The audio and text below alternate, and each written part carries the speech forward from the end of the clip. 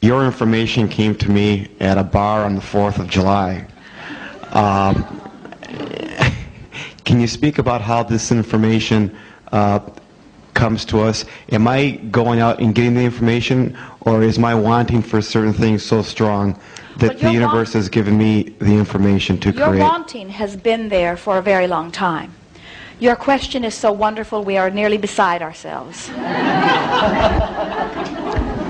You're really going to hear this in a powerful and important way, because the question and the answer that is coming here says everything that we have to say about deliberate creating. When you have a desire, and in any moment you are not at vibrational discord with your desire, it must come to you. So you have been asking for quite some time.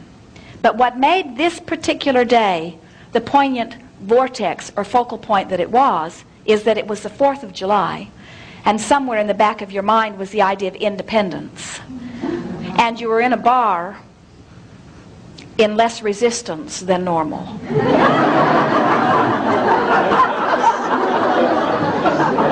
We have just found the secret of creating anything. In other words, now we talked earlier about the stadium with the sporting event taking place and how much stream of you see, when you hold a thought for 17 seconds, another thought that is of the same vibration joins it. By law of attraction it must be.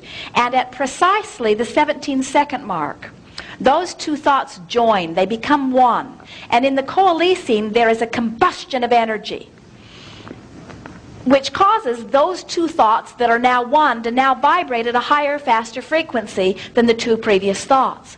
When you hold that thought for another 17 seconds, another thought joins it. And in the combustion, there is a higher vibration.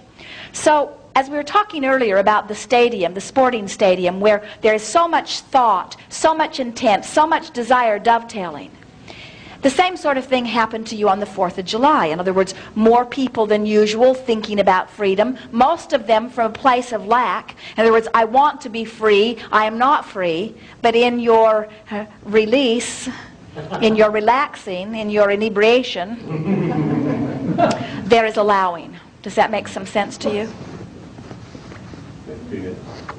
The universe is eager to give you whatever you want, and setting up. Let us give you something to get your attention here.